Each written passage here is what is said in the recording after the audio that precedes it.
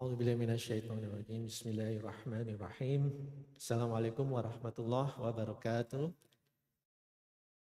Alhamdulillahirabbil alamin wassalatu wassalamu ala asyrofil anbiya'i wal mursalin sayyidina Muhammadin sallallahu alaihi wasallam wa bisari sadri wa yassirli amri wa luqdatan min lisani yafqahu qawli. Bapak Ibu sekalian, alhamdulillah kita ketemu lagi ya, insyaallah kita lanjutkan setelah tadi Ustaz Taufik mengisi berkaitan tahsin menggunakan sampelnya dari surah Al-Jin tadi ya.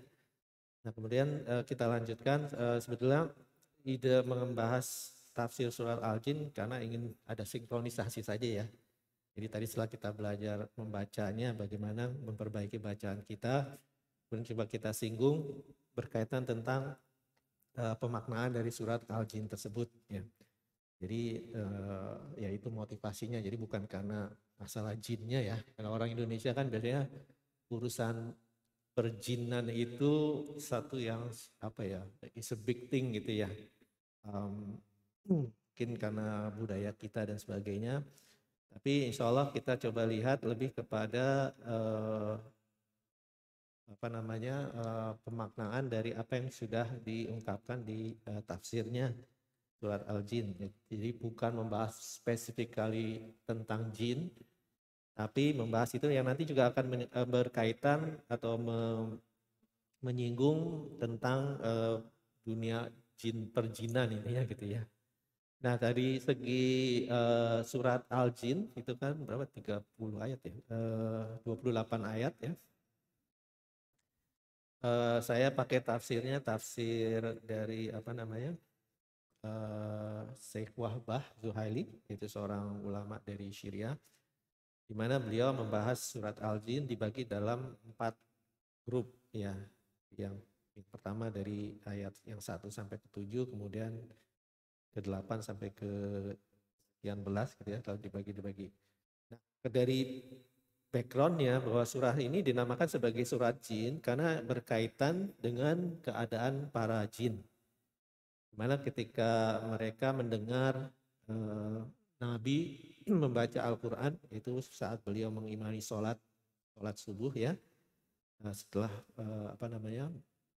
kejadian di Taif. Kita tahu ya di Taif itu bagaimana Nabi mencoba meluaskan dakwahnya karena banyak penolakan dari kaum Quraisy di Makkah. Kemudian beliau melakukan dakwah di Taif, di mana di sana pun beliau ditolak, bahkan dianiaya gitu ya.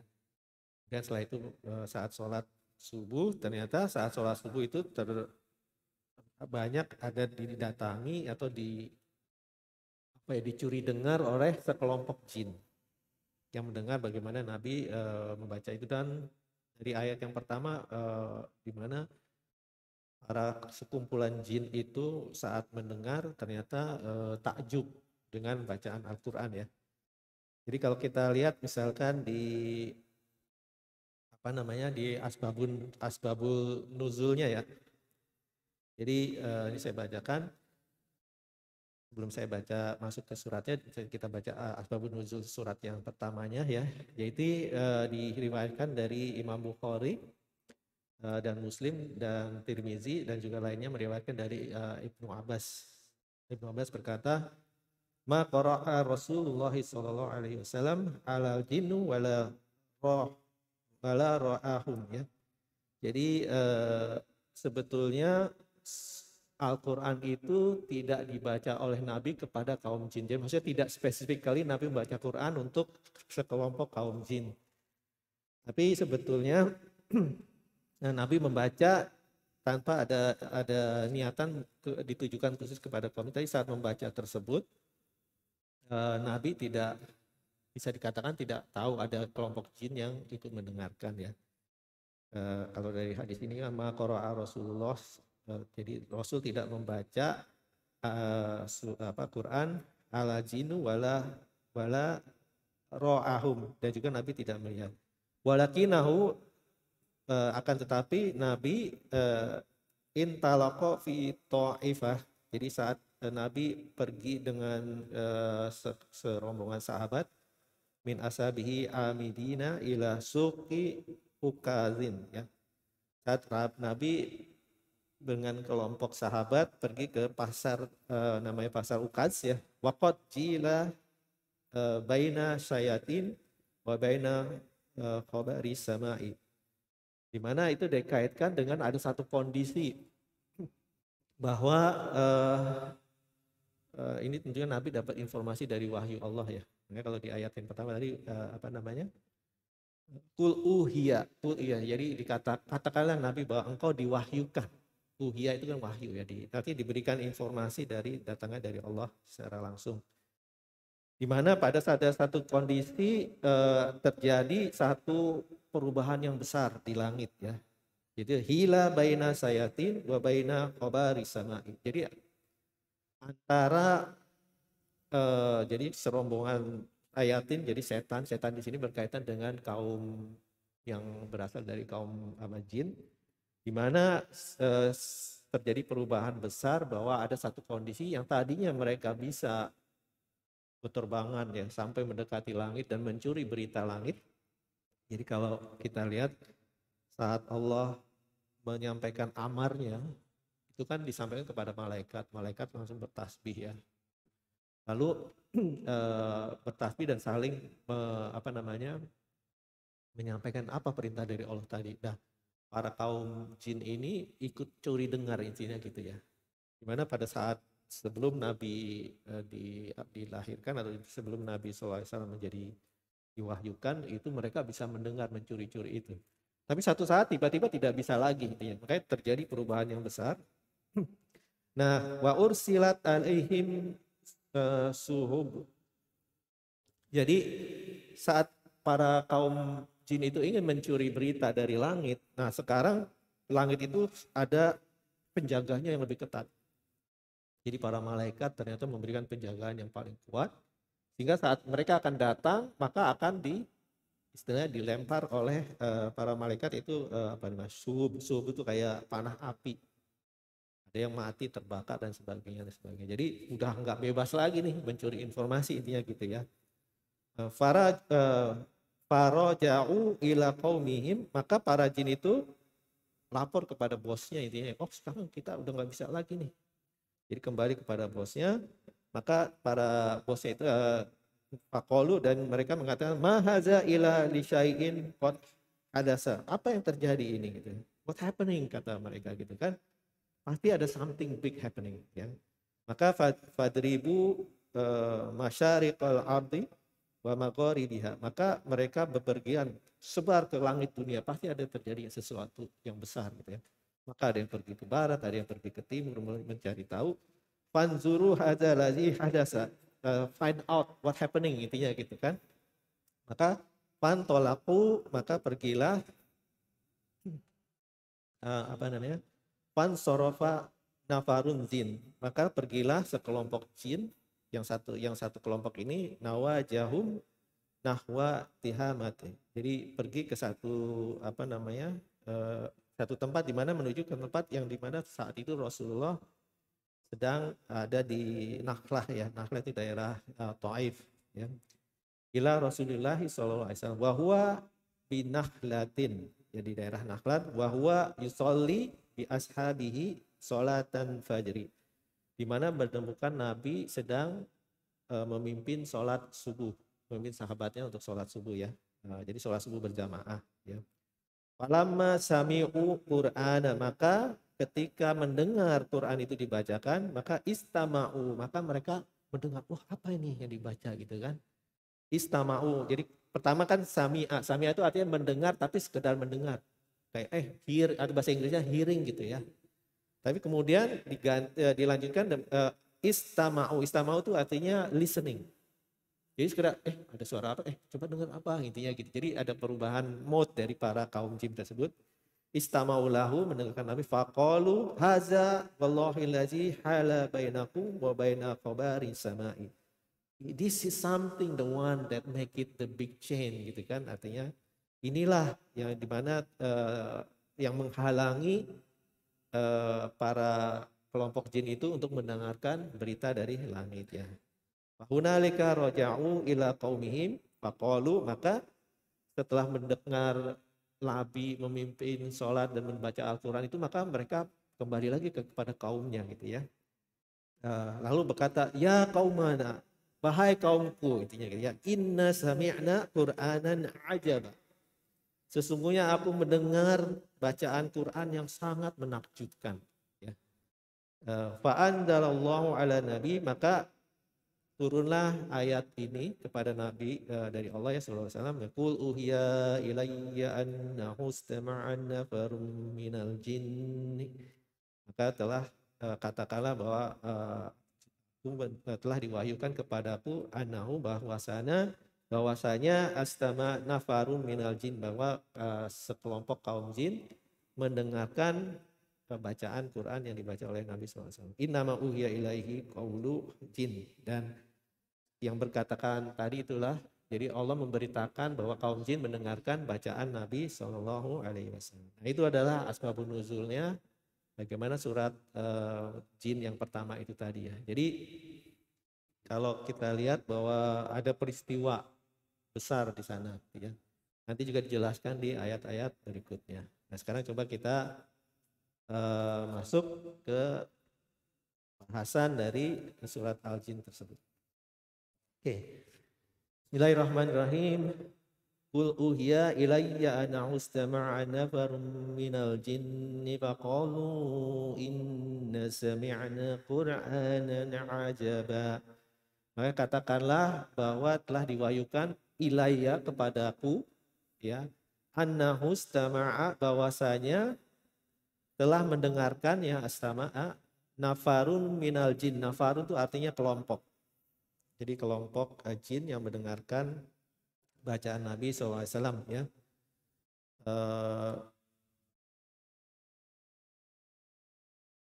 Jadi bacaan yang saat itu adalah Nabi memimpin sholat subuh ya. Faqalu, lalu mereka berkata, inna sami'na Qur'anan ajaba. Berkata ya tadi setelah mendengar, lalu datang kepada kaum jin lalu mengatakan, sesungguhnya kita mendengar.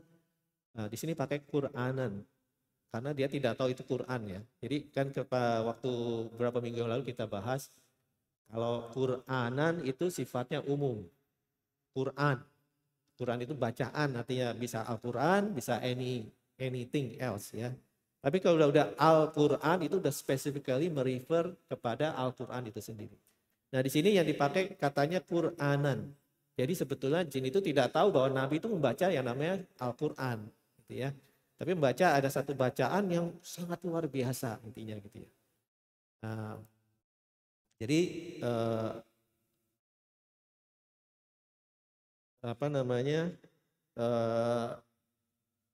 saat dia mendengar bacaan Quran lalu bisa istilahnya hatinya kepincut atau tertarik sekali. Oh, itu luar biasa gitu. Kayaknya kita belum pernah dengar sesuatu yang sangat luar biasa. Ini juga jadi pertanyaan kepada kita, apakah kalau kita mendengar bacaan Quran, hati kita bisa seperti itu atau enggak, intinya gitu ya.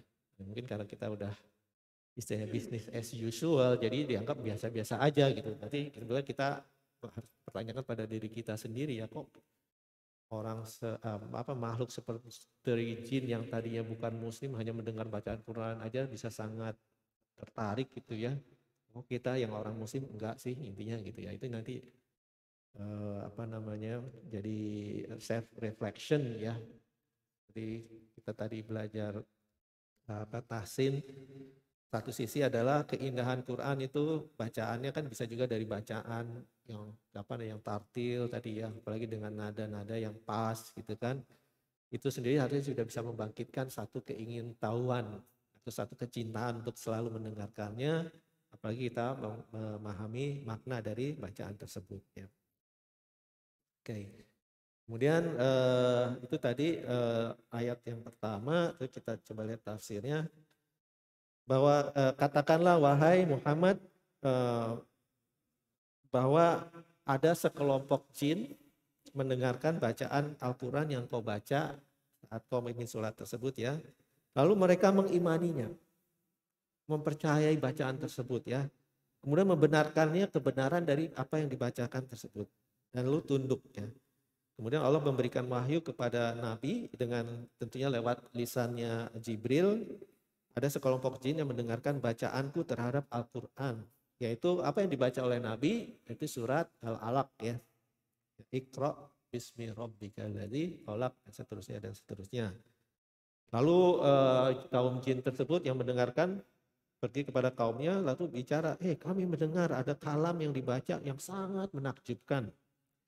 Dengan kefasihan dan nilai sastranya tentunya dengan nilai bahasa Arab yang luar biasa ya. Dan isinya juga yaitu nasihat-nasihatnya dan berkah-berkahnya. Apa namanya? Al-ihau yaitu pewahyuan adalah penyampaian makna kepada jiwa dalam keadaan yang rahasia seperti ilham dan juga diturunkan lewat malaikat ya. Jadi apa namanya? Kalau dilihat di sini bahwa kalau kita lihat ya makna jin. Jin itu kan dalam bahasa Arab apa namanya? Ja'nun, nunnya nun tasydid ya.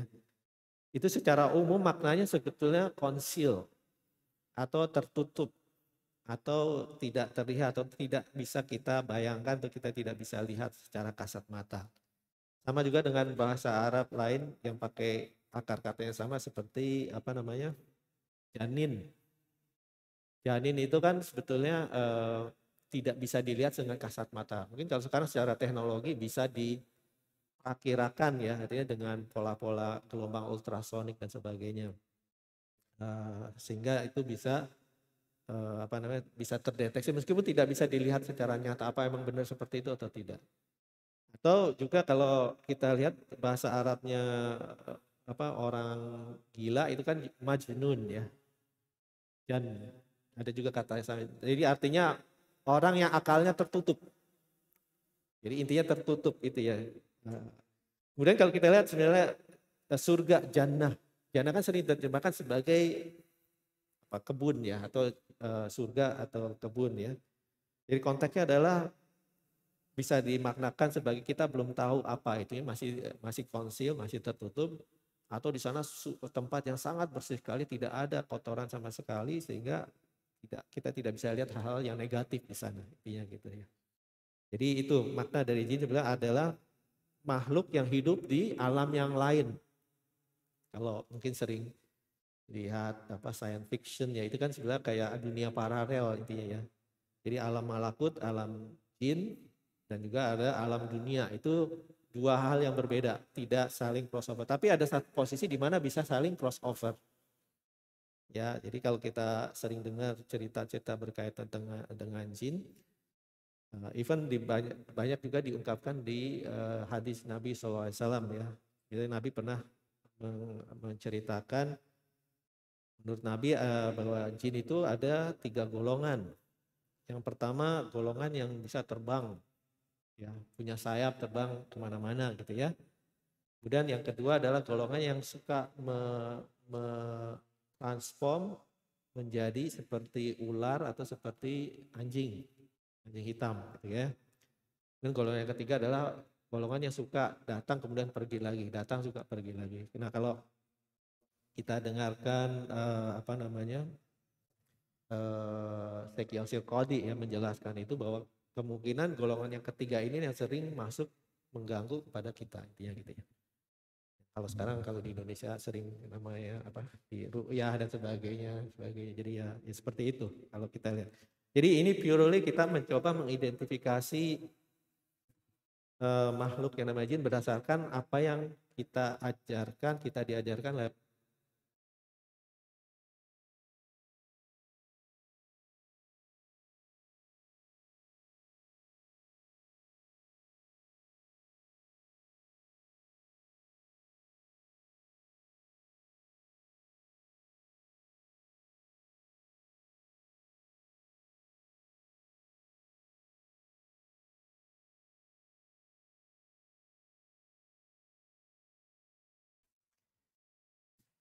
Oke, ya terima kasih Pak Baran.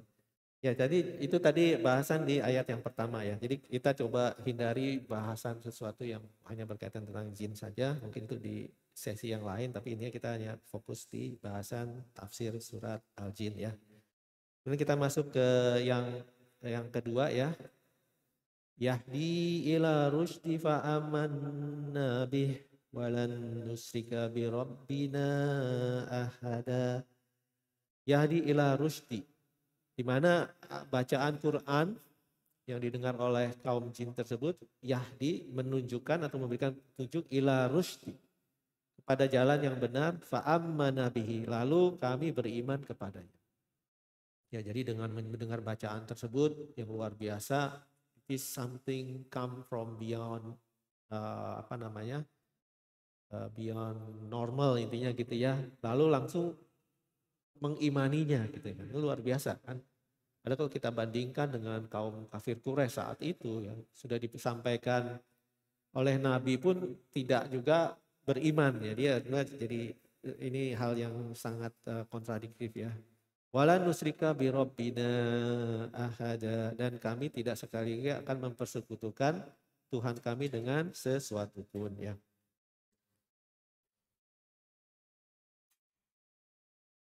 Nah, oke, itu kita lihat di penjelasannya.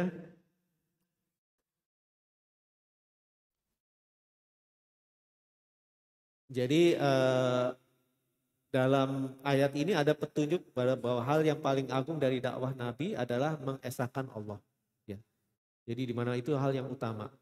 Hal yang utama dalam dakwah Nabi SAW itu mengesahkan Allah, tidak ada sekutu baginya. Ya.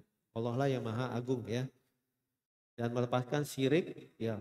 Dan jin itu selalu setelah mendengar itu lalu mengimaninya bahwa Al-Quran adalah kalamullah. Jangan hanya sekali mendengarnya ya. Sedangkan orang kafir Quraisy tidak mau mengambil manfaat terlebih dari para pembesar yang sudah mendengar kalamullah tersebut berkali-kali. Padahal Rasulullah bersama mereka membaca kalamullah tersebut dengan lisan mereka. Jadi artinya satu pertanyaan yang besar ya, kalau kita saat membaca apa yang disampaikan di Quran tapi hati kita masih belum tergerak, ya kita harus pertanyakan kepada diri kita sendiri, what happening gitu intinya gitu ya. Jadi di ayat kedua ini menjelaskan bahwa bacaan tersebut yahdi ila rusydi fa'amanahu bih. Maka kami beriman pada petunjuk yang menunjukkan pada jalan yang benar. Walan nusrik kabi rabbina ahada. Walan itu artinya tidak akan pernah lagi. Ya, walan nusrika, maka kami tidak akan pernah lagi sekali-kali pun nusrik ya, syirik atau mempersekutukan Allah bi rabbina dengan Tuhan kami ahada, Allah semata, dengan sesuatu apapun. Oke, itu di ayat kedua ya. Kemudian di ayat berikutnya wa annahu ta'ala jaddu rabbina ma taqaza sahibatan wala walada. Ya, dan sesungguhnya ta'ala itu artinya maha tinggi ya. Merefer kepada Allah ya. Wa annahu, sesungguhnya dia Allah Ta'ala yang maha tinggi. Jaddu rabbina, keagungan Tuhan kami. Jaddu itu kalau bahasa Arab kan juga bisa bermakna kakek ya. Tapi juga bisa direferkan sebagai orang yang sangat diagungkan. Ya, jadi ini jaddu rabbana, bahwa Tuhan kami itu Tuhan yang maha agung, Tuhan kami, Tuhan yang kami hormati, intinya gitu ya.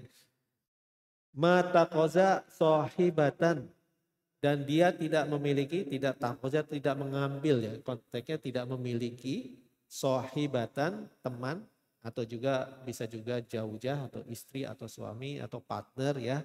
Wala, dan juga tidak waladan ya, walada itu tidak juga punya anak. Nah ini sebenarnya untuk menegaskan Allah itu nggak butuh yang lain ya. Allah itu tidak butuh partner, tidak butuh sekutu, tidak juga punya anak, nggak perlu punya anak intinya gitu ya. Dan dari apa ini kan masih berkaitan tentang bagaimana mengesahkan Allah ya. Mengesahkan Allah tuh maknanya bisa sangat luar biasa. Makanya saya ingat saya pernah mendengar Pak Quraisy Shihab menyampaikan, sebenarnya beliau pernah ditanya Pak Quraisy, sebenarnya dari semua rukun Islam mana sih yang paling berat atau mana sih yang paling mudah gitu kan? Nah, terus kebanyakan kalau dari kita rukun Islam yang paling mudah yang apa? Mengucapkan asyhadu alla ilaha illallah. Tapi menurut Pak Quraisy itu sebetulnya yang paling berat. Kenapa? Karena ada konsekuensinya. Konsekuensinya la ilaha illallah, tidak Tuhan, tiada ada Tuhan selain Allah. Artinya kita harus menafikan, menihilkan yang lainnya kecuali hanya kepada Allah. Nah, itu kan susah banget ya. Kalau kita kerja ya bos kita masih kita harus respect intinya gitu ya. Atau ya dalam posisi strata sosial yang namanya pemimpin harus kita hormati. Kecuali kalau di Indonesia ya, kalau di Indonesia kan namanya pemimpin sangat diagungkan ya. Makanya kalau mendekat apa pilpres dan sebagainya kan orang ribut lagi ya. Padahal siapa yang kepilih juga nggak ngaruh juga itu ya. Jadi ya jangan jangan kita inilah apa namanya menyia-nyiakan silaturahim kita gitu ya. Jadi intinya itu, bahkan apa namanya mengesahkan Allah sebenarnya itu yang paling berat. Ya. Kita tidak bisa cuma ngata, iya saya bersaksi tiada Tuhan selain Allah. Tapi apa konsekuensinya? Itu yang mungkin kita harus pahami ya, sehingga kita tidak sampai apa namanya ter, terjerumus atau terjebak pada hal-hal yang sebenarnya kontradiktif ya. Ta'ala jaddu rabbana. Jadi keagungan dan kebesaran Allah bersih dari semua yang dinisbatkan kepadanya atau yang dikait-kaitkan kepadanya, yaitu istri atau anak atau sekutu dan sebagainya. Jadi maksudnya Allah disifati tidak mungkin mempunyai istri atau mempunyai anak karena keagungannya, ya, karena al-jad, jad keagungannya, nggak butuh yang lainnya intinya gitu ya. Kemudian jadnya juga menunjukkan kebenaran dari ketuhanan Allah. Nah itu juga dari apa yang didengar bacaan tersebut mengingatkan juga khususnya dalam konteks ini kaum jin tersebut bahwa mereka sudah banyak melakukan kesalahan ya. Apa namanya dengan mensekutukan dan sebagainya dengan persepsi-persepsi yang salah tentang Allah tersebut ya. Oke itu yang ayat ketiga. Kemudian kita lanjut ke ayat keempat ya. Wa annahu kana yaqulu safihuna 'ala Allahi satata. Dan sesungguhnya dahulu ini kaum jin mengaku ya, pakai kana. Dahulu kami itu adalah selalu mengucapkan safihuna, orang yang bodoh di antara kami, 'ala Allahi satata, tentang Allah ya. Dengan perkataan yang syatoto. Syatoto itu melampaui batas, yang keterlaluan intinya gitu ya. Jadi safihuna, jadi orang yang bodoh, maksudnya safihuna itu orang yang bodoh dan orang yang dalam dirinya ada kerendahan akal, ada kepandiran, ada yang muncul dari ketidaktahuan atau kedunguan dan atau juga kebodohan. Dengan syatoto itu artinya berlebihan dalam dusta, melampaui batas keadilan dan kebenaran karena menisbatkan istri dan anak kepada Allah. Jadi syirik itu kenapa apa ya kesalahan atau dosa syirik itu bisa dikatakan dosa yang tidak terampuni karena itu adalah paling fatal, that's very fundamental. Fundamental kita menganggap Allah perlu ini, Allah perlu itu dan sebagainya, that's very very severe intinya gitu ya. Makanya harus berhati-hati. Sebetulnya ini sebenarnya masalah mindset kan. Kita harus meyakinkan pada diri kita sendiri bahwa Allah lah sebetulnya yang that's divine power. Divine power artinya tidak perlu sesuatu apapun. Even ibadah kita pun juga Allah tidak perlu gitu kan. Keimanan kita pun juga Allah sebenarnya tidak perlu. But ibadah atau keimanan itu sebenarnya for our own benefit. Ya, kalau kita mau inline, kita synchronize dengan kehidupan di alam yang sudah diciptakan ini, itu ada konsekuensinya adalah kita mengakui siapa pencipta kita, gitu kan ya. Siapa yang mengatur semuanya itu. Maka sebetulnya apa namanya tauhid itu artinya mengesahkan Allah itu adalah satu konsekuensi yang logis, ya konsekuensi yang sangat masuk akal sebetulnya. Jadi jangan sampai kita menyalahi atau merusak persepsi kita tentang Allah gitu ya. Nah itu yang harus kita selalu jaga. Dan di sini diakui oleh para kaum setan bahwa mereka melakukan kesalahan yang luar biasa ya. Kita lihat di di maknanya, sesungguhnya jin yang musyrik dan yang bodoh sebelum mereka masuk Islam, mereka sering mengatakan ucapan-ucapan yang melampaui batas, jauh dari kebenaran dan penuh dengan kekufuran. Mereka mendustakan Allah dengan tuduhan mempunyai istri, mempunyai anak dan sebagainya. Jadi syatoto itu adalah konteksnya melampaui batas dalam kezaliman, dalam berbagai macam kekufuran seperti juga kebatilan dan kedustaan. Ya, jadi that's the worst ever ya, mistake ya. Nah kalau kita lihat kaum jin itu kan sebenarnya diciptakan sebelum Allah menciptakan Nabi Adam. Ya kan? Kalau kita lihat di ayat yang lain bahwa saat Allah menciptakan Nabi Adam itu jin atau dalam konteks itu mbahnya yang namanya iblis itu sudah diciptakan oleh Allah dan sudah hidup di surga gitu ya. Nah terus saat di ayat yang lain saat Allah ingin menciptakan manusia dan memberitahukan kepada malaikat ya, di sana kan malaikat bertanya ya, apakah engkau akan menciptakan makhluk yang membuat kerusakan? Itu penafsirannya banyak kan, penafsirannya apakah malaikat memang tahu bahwa manusia punya sifat seperti itu? Atau sebenarnya merefer pada hal yang lain ya. Karena Allah menjawabnya kan aku lebih tahu apa yang aku akan kerjakan kata Allah ya.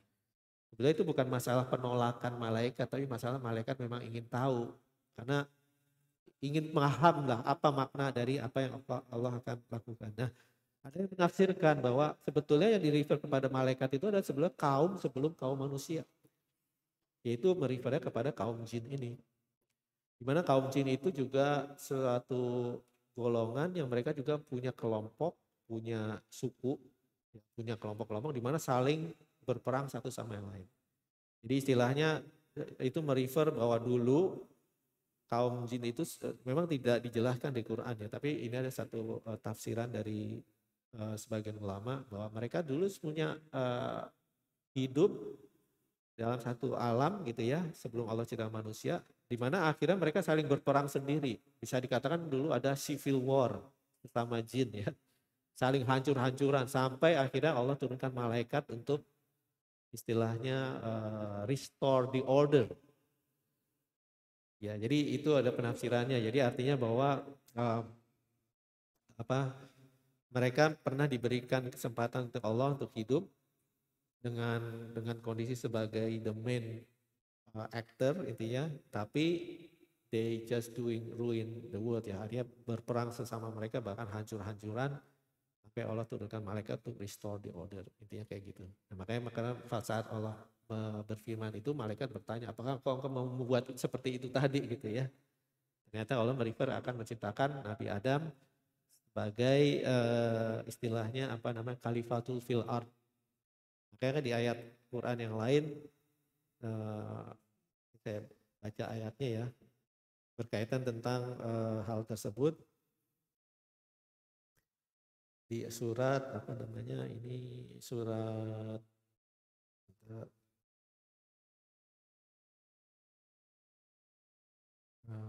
surat Al-Isra surat Al-Isra di ayat ke-17 ya.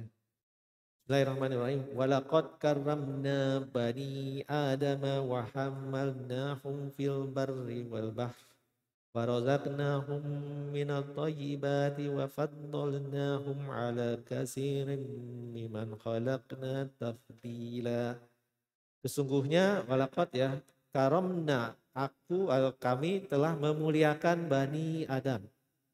Jadi memuliakan manusia wa hamalnahum fil barri wal bahri dan juga membawa atau mengangkut di daratan dan juga di lautan wa razaqnahum dan diberikan rizki minat thayyibati dari segala kebaikan ya atau rezeki dari yang baik-baik wa faddalnahum dan kami fadol. Jadi fadol itu kayak fadilah atau kayak dimuliakan atau diangkat derajatnya atau diutamakan. Wadolnahum ala kasirin mimman khalaqna ala kasirin atas sebagian besar atas makhluk-makhluk ciptaan Allah yang lain. Tafdilan artinya itu semacam apa ya, menegaskan kesempurnaan dan kelebihan. Jadi artinya bahwa kalau kita lihat hubungan antara manusia dengan jin, itu sebenarnya manusia dimuliakan atau posisinya sebenarnya lebih tinggi dari posisi kaum jin. Artinya bahwa we should not put golongan tersebut pada posisi yang tidak semestinya. Ya, jadi tidak semestinya kita memberikan posisi yang tinggi kepada kaum tersebut. Meskipun kalau kita lihat Allah juga menciptakan jin, kaum jin itu juga dengan punya kemampuan masing-masing. Ada kemampuan yang juga luar biasa ya secara power. Jadi kalau kita lihat kisah di Nabi Sulaiman, saat Nabi Sulaiman ingin memindahkan Bahtera, istana Ratu Balqis dari Yaman ke Yerusalem gitu kan ya. Lalu ada satu golongan jin, yaitu dari golongan Ifrit. Ya, Ifrit itu bisa dikatakan tipe jin yang punya kekuatan yang luar biasa. Di mana dia aku bisa memindahkan sebelum kau bangkit dari hidupmu, aku bisa pindahkan itu istana Ratu Balqis dari Yaman ke Yerusalem. Itu kan luar biasa kan. Nah zaman dulu kita belum tahu teknologi, gimana caranya, apakah cara tiba-tiba terbang gitu kan, langsung pindah ke Yerusalem. Tapi kalau kita lihat, kita mungkin pernah tahu teori relativitas, mungkin Pak Barman tahu ya, relativitas tahu ya, EMC square, itu artinya adalah dunia materi dengan dunia energi itu bisa saling exchangeable. Artinya bahwa secara scientific, teori ini mungkin masih theoretical physics ya, fisika teori, bahwa satu yang sifatnya materi itu bisa diubah menjadi energi. Nah, kalau sudah berubah menjadi energi itu kan dimensinya udah berbeda ya. Artinya they can move very fast. Mungkin bisa masuk yang namanya kecepatan cahaya.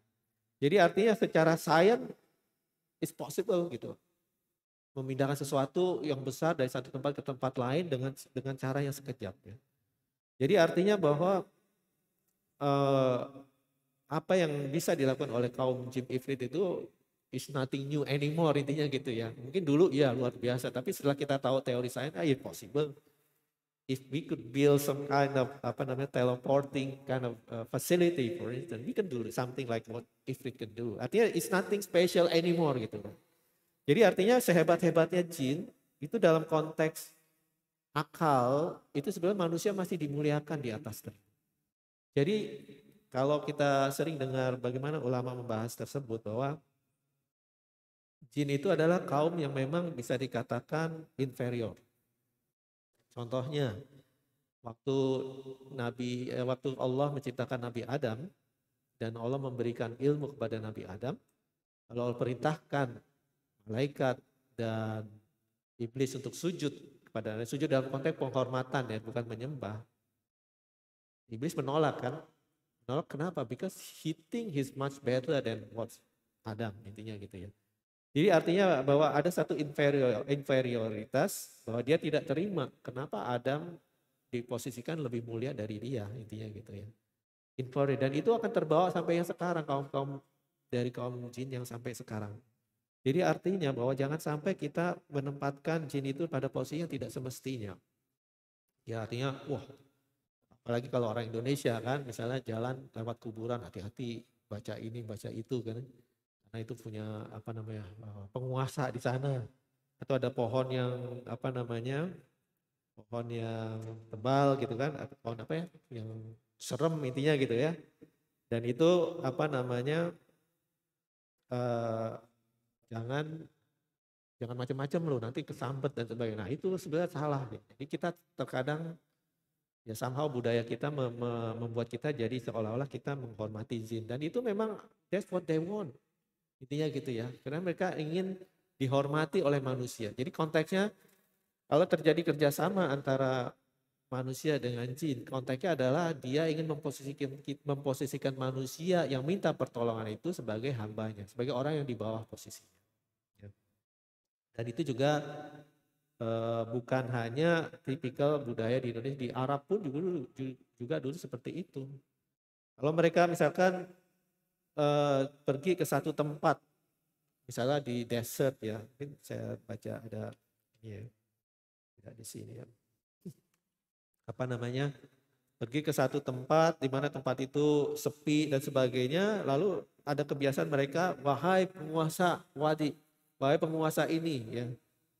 Kami adalah apa namanya, minta izin untuk bisa tinggal secara aman di sini. Gitu kan. Itu udah kebiasaan juga orang-orang Arab zaman dulu. Padahal Nabi sudah mengajarkan jangan seperti itu ya. Jadi kalau kita lihat bahwa Rasulullah SAW bersabda, "Iza asoba ahadu minkum wahsatan au nazala bi ardi mazinatan."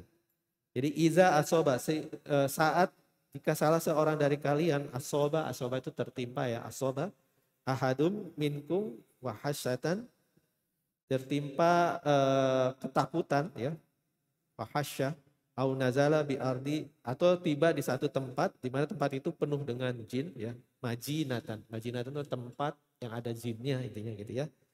Maka fal yakul a'udzu bikalimatillahi tammati allati la yujawizuha birru wala fajirun minasyarru ma yaliju fil ard.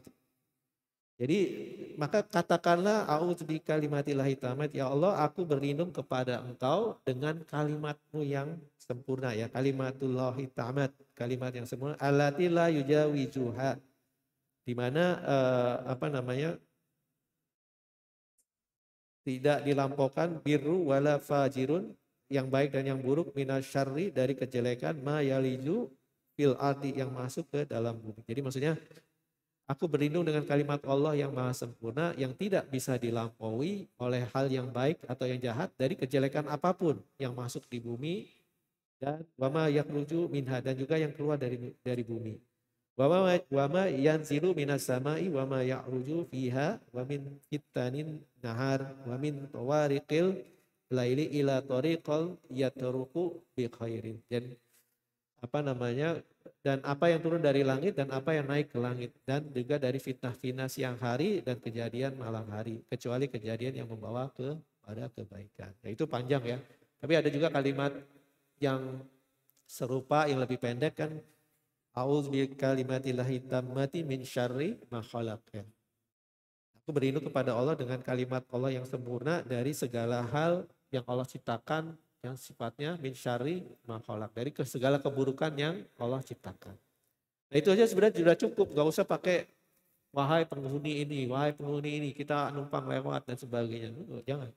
Jadi kalau kita, makanya dianjurkan kalau kita datang pada satu tempat yang agak asing, maka bacalah itu tadi, a'udzubillahi tammati min syarri ma khalaq ya. Insya Allah aman. Datang ke pasar atau tempat baru, atau kita lagi jalan kemana gitu ya, itu kita berhenti sejenak, maka bacalah apa namanya, kalimat tadi untuk perlindungan kepada kita ya. Kemudian satu hal lagi bahwa sering juga dikatakan bahwa kaum jin ini kan juga bisa mempengaruhi manusia.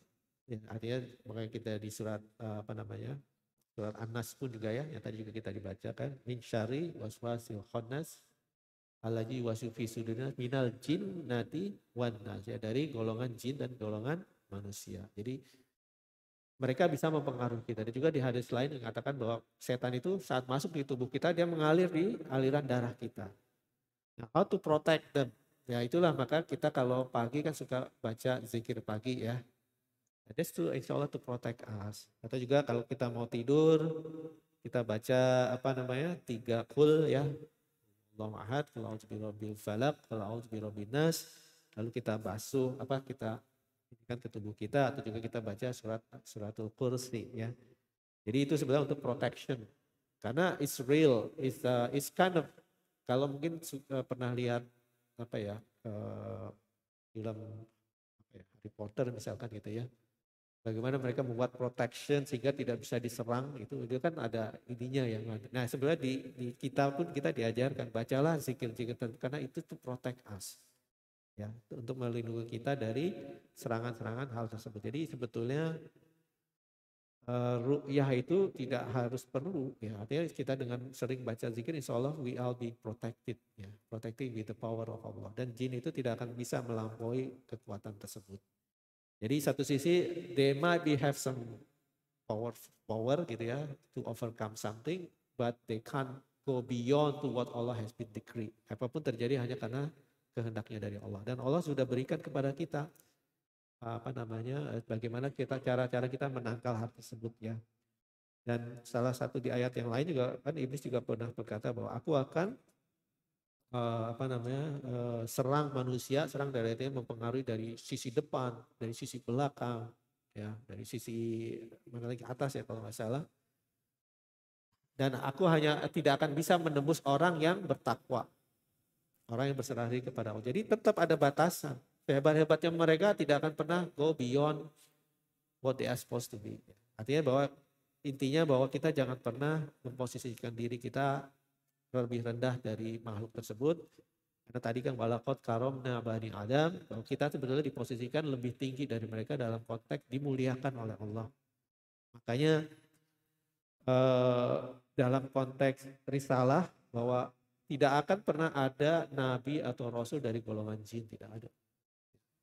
Dan mereka pun menganut agama di hadis yang lain, mereka juga ada jin yang muslim, jin yang Nasrani, Yahudi, yang musyrik juga ada. Artinya bahwa agama yang diakui Allah adalah agama yang diturunkan lewat nabi yang manusia. Ya. Tidak ada, artinya tidak ada kelebihan kaum tersebut intinya gitu. Jadi jangan pernah kita salah menempatkan diri bahwa seolah-olah kita tidak berdaya menghadapi hal tersebut ya. Jadi itu mungkin pesannya dari apa yang kita coba bahas hari ini ya. Kemudian kita baru ayat ke-5 ya, dan ke-4 ya.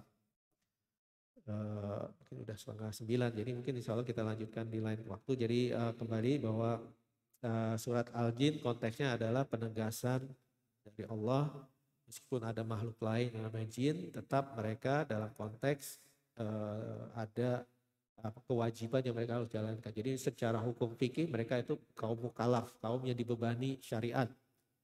Meskipun hukum fikihnya juga berbeda ya, berbeda dari manusia ya, karena memang kondisinya yang berbeda. Tapi mereka tidak lepas dari kewajiban sebagai hambanya Allah. Seperti di ayat lain kan Allah menceritakan wa khalaqnal insana wal jin illa liya'budun. Allah ciptakan jin dan manusia kecuali hanya untuk beribadah. Jadi mereka tetap dibebankan dengan konteks ibadah.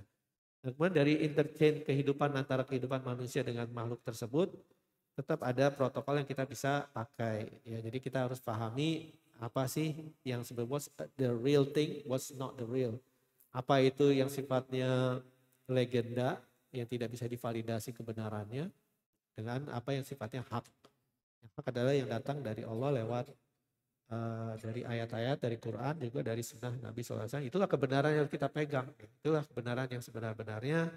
Jangan pernah kita dipengaruhi oleh suatu legenda yang sebenarnya datangnya tanpa ilmu ya. Bigoiril ilmu, tanpa pengetahuan, tanpa ilmu yang benar. Mungkin itu saja kali ya, sekedar ini saja. Bahwa niatnya adalah kita ingin juga paham dari apa yang tadi diajarkan Ustaz Taufik membaca dalam pelajaran tahsin, memakai surat Al-Jin, sehingga saat kita baca jadi kita ngerti, oh ini maknanya ini gitu. Sehingga menjadi satu keterikatan yang lebih dalam lagi dari apa yang kita baca. Sehingga saat kita membaca kita bisa menikmatinya. Sebenarnya inilah kita membaca surat cintanya dari Allah gitu ya.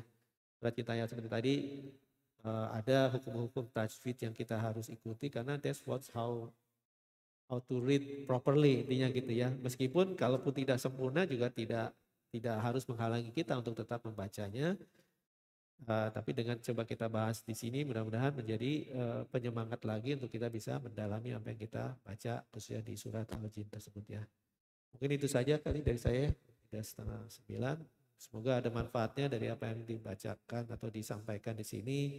Jadi menambah pengetahuan kita, jadi menambah apa yang bisa membentuk sikap kita, bagaimana kita bersikap khususnya berkaitan dengan hal tersebut, karena ada satu guidance dari Allah SWT, dan juga kita sadar posisi jangan berarti kita merendahkan diri di hadapan makhluk tersebut, karena Allah ciptakan kita dengan kondisi dengan posisi yang sudah dimuliakan ya. Jazakumullah khairan katsiran. Assalamualaikum warahmatullahi wabarakatuh. Waalaikumsalam warahmatullahi.